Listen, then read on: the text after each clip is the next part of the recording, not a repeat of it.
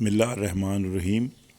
ہمارا آج کا موضوع ہے یہود مدینہ، ان کا رویہ اور اسلام کے خلاف ان کی سازشیں۔ مدینہ میں یہودی قبائل اور ان کا رویہ اسلام کے خلاف سازشیں۔ مدینہ میں رسول اللہ کی تشریف آوری کے وقت یہودی قبائل کی مضبوط موجودگی تھی۔ ان کے شہر کے معاشی اور سیاسی اور سماجی حالات پر خاصا اثر تھا۔ یہودی قبائل میں سب سے نمایاں ترین تین قبائل تھے: بنی قینقاع، بنی نضیر اور بنی قریظہ۔ ان قبائل کے ساتھ رسول اللہ صلی اللہ علیہ وسلم نے معاہدے کیے تھے تاکہ ایک پرامن اور محفوظ ماحول قائم رہے جس میں سب قبائل اپنے حقوق اور فرائض کا احترام کریں۔ ان قبائل کے مسلمانوں کے ساتھ تعلقات، ان کے کردار، سازشوں اور معاہدات کے خلاف ورزیوں کو اسلامی تاریخ میں ایک اہم موضوع سمجھا جاتا ہے۔ آج ہم اسی موضوع پر بات کر رہے ہیں۔ بنی قینقاع ایک مالدار قبیلہ تھا جو زیادہ تر سونا، چاندی اور ہتھیار بنانے اور بیچنے کے کاروبار سے وابستہ تھا۔ مدینے کی منڈیوں پر اس کا غلبہ تھا اور انہوں نے تجارت کے ذریعے خاصی دولت حاصل کر رکھی تھی۔ اسلام کی بڑھتی ہوئی مقبولیت سے انہیں اپنی معاشی حیثیت پر خطرہ محسوس ہونے لگا، جس کی وجہ سے انہوں نے مسلمانوں سے عہد شکنی اور دشمنی کا رویہ اپنایا۔ انہوں نے مسلمانوں کے خلاف سازشیں شروع کر دی، جس کے نتیجے میں ان کے خلاف کارروائی کرنا پڑی اور انہیں مدینے سے جلا وطن کر دیا گیا۔ بنو نضیر ایک طاقتور یہودی قبیلہ تھا جس کے پاس کھجور کے بڑے باغات اور مضبوط قلعے تھے۔ شروع میں انہوں نے مسلمانوں کے ساتھ ظاہری طور پر دوستی اور عہد کی پاسداری کا مظاہرہ کیا، مگر بعد میں ان کے اندرونی عزائم اور سازشیں ظاہر ہو گئیں۔ انہوں نے رسول اللہ کو قتل کرنے کی سازش بھی کی، جس کا علم وقت پر ہو جانے کی وجہ سے انہیں مدینہ چھوڑنے کا حکم دیا گیا۔ بعد میں بنی نضیر خیبر کے یہودیوں کے ساتھ مل کر اسلام اور مسلمانوں کے خلاف کئی سازشوں میں شریک رہے۔ بنی قریظہ کا قبیلہ مدینہ میں سب سے زیادہ مضبوط اور دفاعی حیثیت کا حامل تھا۔ جب غزوہ خندق کے موقع پر مشرکین مکہ نے مدینہ پر حملہ کیا تو بنی قریظہ نے مسلمانوں کے ساتھ کیے گئے معاہد کو توڑ دیا اور مشرکین کے ساتھ مل کر اس عہد شکنی سے مسلمانوں کی دفاعی پوزیشن کو سخت نقصان پہنچایا اور قریب تھا کہ وہ مسلمانوں پر عقب سے حملہ آور ہو جاتے۔ اس غداری کے بعد غزوہ خندق کے اختتام پر رسول اللہ نے ان کے خلاف کارروائی کی۔ ان تینوں قبائل کی سازشوں اور عہد شکنیوں نے اسلام اور مسلمانوں کے خلاف اور ان کے رویے کو بے نقاب کر دیا۔ ان کی سیاسی معاشی طاقت کو بچانے کی کوششیں اور اسلام کے پھیلاؤ سے خوف انہیں بار بار دشمنی پر آمادہ کرتا رہا۔ اسلامی تاریخ میں ان واقعات کو بڑی اہمیت حاصل ہے کیونکہ یہ نہ صرف مدینہ کے ابتدائی اسلامی معاشرت کے تجربے کو بیان کرتے ہیں بلکہ ان کی روشنی میں مسلمانوں کے لیے کئی سبق بھی موجود ہیں۔ مدینہ یعنی یثرب میں یہودی قبائل کی موجودگی خاصی قدیم تھی اور ان کی زندگی کا مرکز زراعت، تجارت، سونے کے زیورات کی صنعت تھا جن میں وہ غیر معمولی مہارت رکھتے تھے۔ ان کے علاقے میں بسنے کا بنیادی مقصد توریت کے اصولوں اور سابقہ انبیاء کی تعلیمات کے مطابق زندگی بسر کرنا تھا۔ روایت ہے کہ جو مدینہ کے یہودی قبائل تھے وہ یا تو 586 قبل از مسیح میں بخت نصر کے حملہ یروشلم کے وقت وہاں سے جلا وطن ہو کر مدینہ تشریف لائے تھے، یا بعد ازاں حضرت موسیٰ نے جب بنی عمالقہ پر حملہ کیا تھا جو مدینہ میں آباد تھے، تو جو یہودی فوجیں حضرت موسیٰ کے حکم پر مدینہ پر حملہ آور ہوئی تھی وہی یہودی بعد ازاں مدینہ میں آباد ہو گئے تھے اور یہی ان تینوں قبائل کے جد امجد تھے۔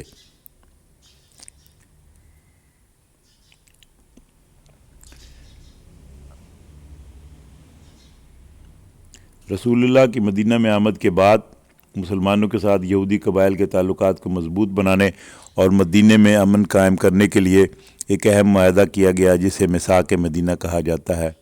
اس معاہدے کا مقصد تھا کہ مختلف گروہ اور قبائل مدینہ کے اندرونی اور بیرونی مسائل پر ایک دوسرے کا ساتھ دیں اور مدینہ کو خارجی خطرات سے محفوظ بنائیں۔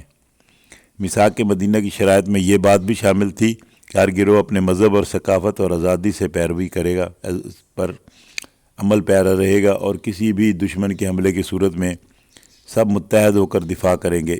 اس معاہدے نے مسلمانوں اور یہودیوں کو ایک مشترکہ سماجی نظام فراہم کیا اور مدینہ کے امن و سکون کو برقرار رکھا۔ تاہم بعد کے حالات نے ظاہر کیا کہ کچھ یہودی قبائل نے اپنے معاشی اور سیاسی مفادات کے تحفظ کے لیے معاہدے کی شرائط سے انحراف کیا اور اندرونی اور بیرونی سازشوں میں ملوث ہو گئے۔ میثاق مدینہ ایک جامع معاہدہ۔ میثاق مدینہ کو اسلامی تاریخ کا پہلا جامع اور تحریری معاہدہ سمجھا جاتا ہے، جو رسول اللہ کی بصیرت اور سیاسی حکمت عملی کا بہترین نمونہ تھا۔ اس معاہدے کے تحت مدینہ میں مختلف قبائل خصوصاً یہودی اور مسلمان ایک مشترکہ ریاستی نظام کے تحت منسلک ہو گئے تاکہ مدینہ میں امن و امان برقرار رہے اور ہر قبیلہ اپنی مذہبی اور ثقافتی حقوق کے ساتھ محفوظ ہو۔ میثاق مدینہ کے چند اہم نکات درج ذیل ہیں۔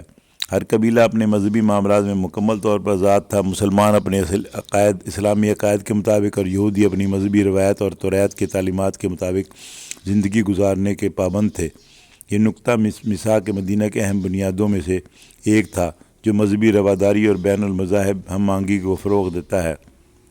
میثاق کے تحت اگر مدینہ پر کسی بیرونی طاقت کی جانب سے حملہ ہوتا تو تمام قبائل مل کر دفاع کریں گے، اور اس کا مقصد یہ تھا کہ مدینہ کے تمام باشندے اپنے اختلافات کے باوجود ایک دوسرے کے محافظ ہوں اور مشترکہ دشمن کے خلاف متحد ہو جائیں۔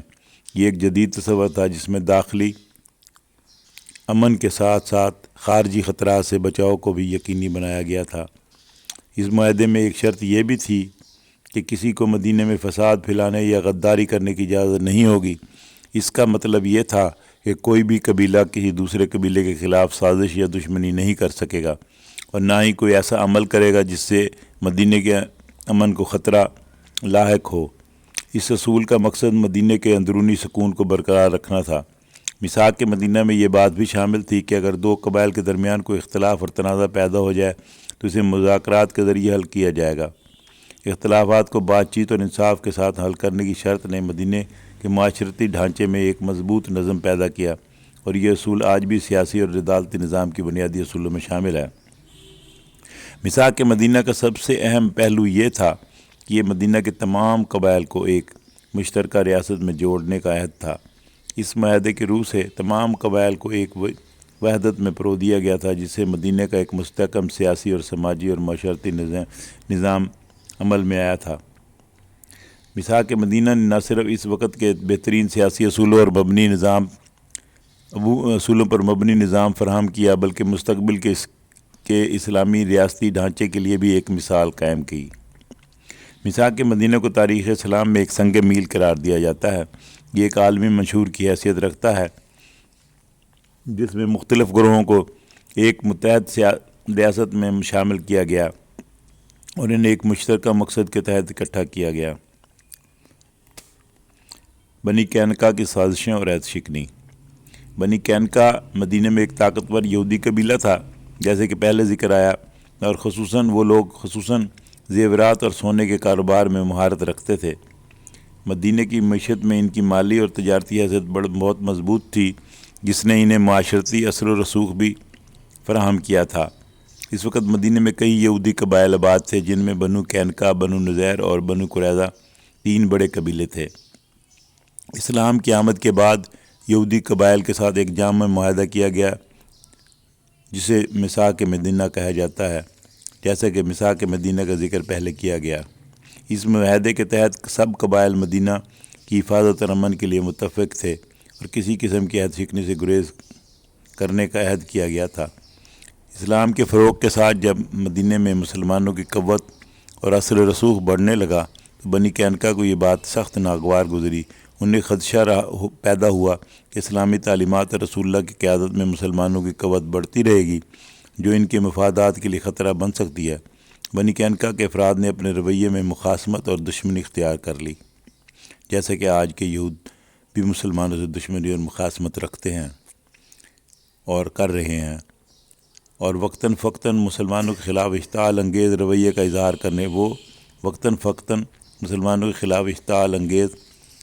اظہار کرنے لگے۔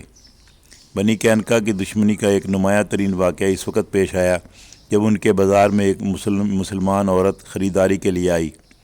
بنی قینقاع کے افراد نے اس عورت کے ساتھ بدسلوکی کی اور اسے بے عزت کرنے کی کوشش کی۔ جب اس عورت نے احتجاج کیا تو وہاں موجود ایک مسلمان شخص نے اس کی حمایت میں مداخلت کی اور ان سے اس رویے پر جواباً بنی قینقاع کے افراد نے اس مسلمان شخص کو قتل کر دیا۔ اس واقعے سے مدینہ میں شدید کشیدگی پیدا ہو گئی اور مسلمانوں کے دلوں میں یہودیوں کے خلاف غم غصہ بھر گیا۔ بازار کے واقعے کے بعد بنی قینقاع نے اپنے اس معاہدے سے خلاف ورزی کرتے ہوئے کھلی دشمنی کا مظاہرہ کیا۔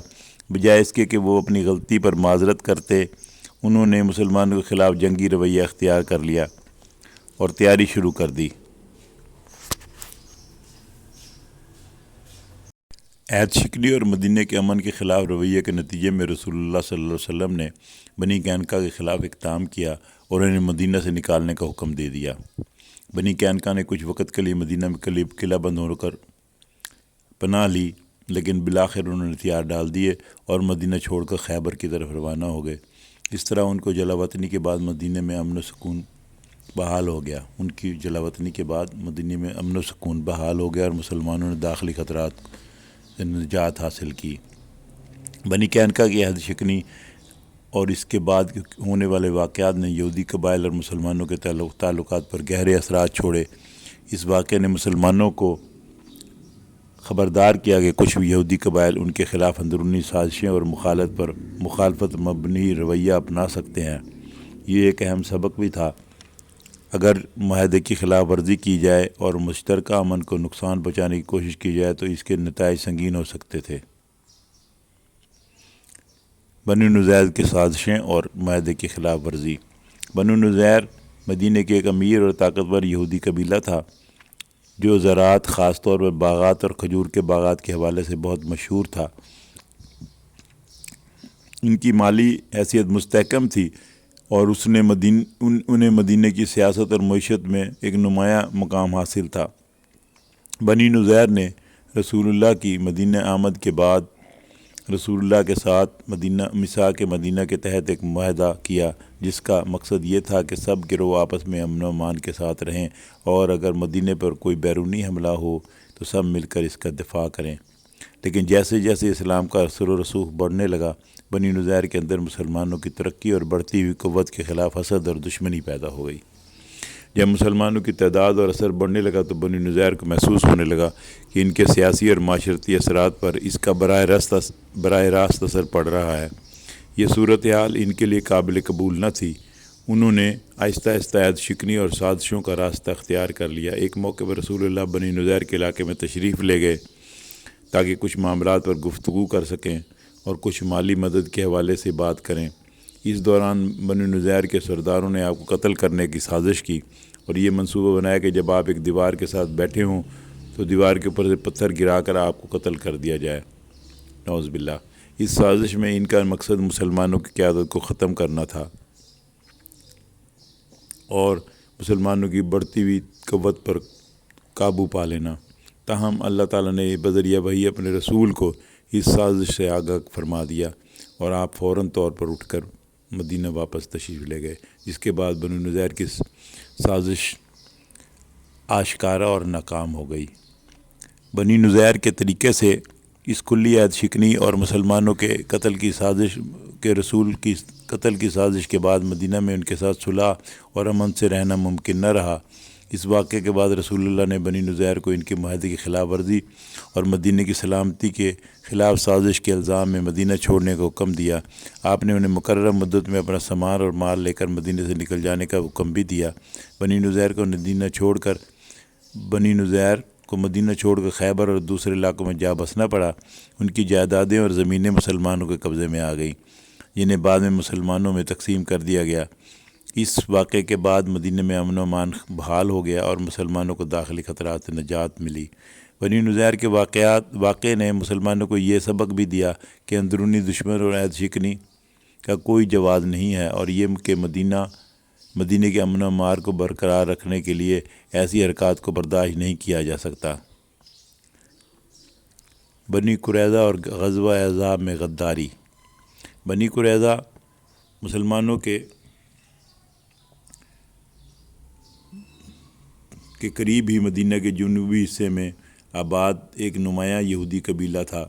میثاق مدینہ کے تحت انہوں نے مسلمانوں کے ساتھ ایک دفاعی معاہدہ کیا تھا، جس کے مطابق اگر مدینہ پر کوئی بیرونی حملہ ہوتا تو وہ مسلمانوں کے ساتھ مل کر اس کا دفاع کریں گے اور کسی دشمن کے ساتھ ساز باز نہیں کریں گے۔ تاہم غزوہ احزاب کے موقع پر بنی قریظہ نے اس معاہدے کی خلاف ورزی کی اور عہد شکنی اور غداری کا راستہ اختیار کیا۔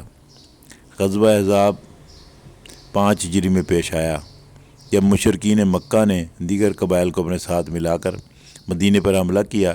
یہ جنگ مدینہ کے باہر خندق کھور کر لڑی گئی اور اسی وجہ سے اسے غزوہ خندق بھی کہا جاتا ہے۔ مدینہ کے مسلمان شدید محاصرے میں تھے اور ان کے دفاعی وسائل بھی محدود تھے۔ اس موقع پر بنی قریظہ نے مسلمانوں کے ساتھ کیے گئے معاہدے کو توڑ دیا اور دشمن کے ساتھ ساز باز کر لی۔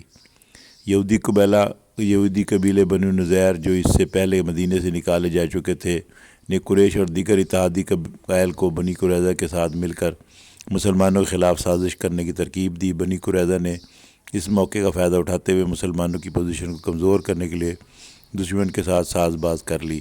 ان کے اس رویے نے مدینہ کی حفاظت کو خطرے میں ڈال دیا، کیونکہ ان کے علاقے سے مدینہ کے مسلمانوں پر عقب سے حملہ ہونے کا اندیشہ پیدا ہو گیا۔ بنی قریظہ کو اس عہد شکنی کے انکشاف اس وقت ہوا جب مسلمانوں کو اس بات کی اطلاع ملی کہ انہوں نے مشرکین کے ساتھ مل کر مدینہ پر اندرونی حملہ کرنے کا ارادہ کر لیا ہے۔ اس وقت مسلمان 2 محاذوں پر لڑنے کی حالت میں نہیں تھے۔ بنی قریظہ کی اس غداری نے مدینہ کی حفاظت کو خطرے میں ڈال دیا۔ تاہم اللہ تعالیٰ نے مسلمانوں کو صبر اور استقامت عطا فرمائی اور طویل محاصرے کے بعد مشرکین ناکام واپس چلے گئے۔ غزوہ احزاب کے بعد رسول اللہ نے اللہ کے حکم کے مطابق بنو قریظہ کے خلاف کارروائی کی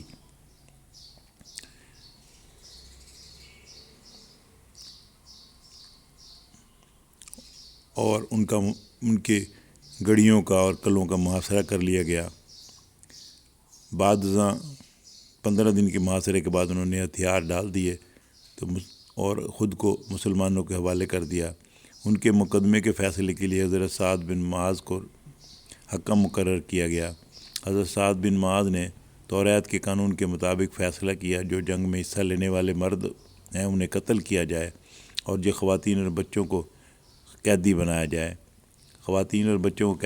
جائے۔ یہ فیصلہ بنی قریظہ کے اپنے مذہبی اصولوں اور قوانین کے عین مطابق تھا۔ اس کے بعد ان کی جائیدادیں مسلمانوں میں تقسیم کر دی گئیں۔ بنی قریظہ کی غداری اور اس کے انجام نے مسلمانوں کو یہ سبق دیا کہ معاہدات کی پابندی اور وفاداری ریاست کی سلامتی کے لیے لازمی ہے۔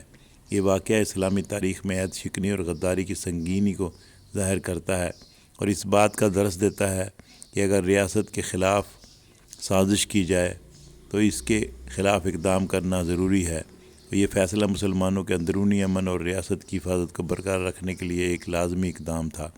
اس واقعے نے مدینہ میں مسلمانوں کے نظم و ضبط اور دفاعی طاقت کو مزید مضبوط کر دیا اور دیگر قبائل کو بھی یہ پیغام دیا کہ مدینہ میں عہد شکنی کی